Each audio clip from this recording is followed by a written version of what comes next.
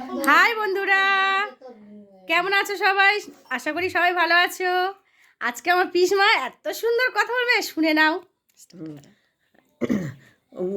ননদ রে, তোমার তো এর পরানটা আমার দাকু দুকু করে জইলা যাইতাছে গো।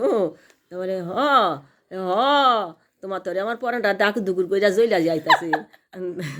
ও বাস, আপনাকে কি রান্না হইলো? বোন রে আর কইও না, আমার পোলায় 500 টাকা দিয়া বাজারে গেছে।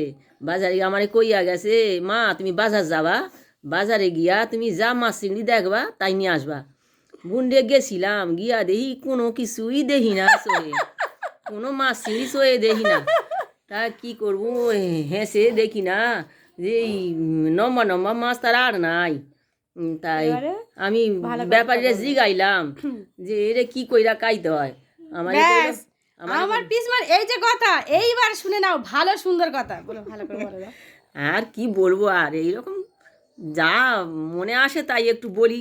হ্যাঁ, আর এর থেকে আর বেশি কিছু বলতে পারি না।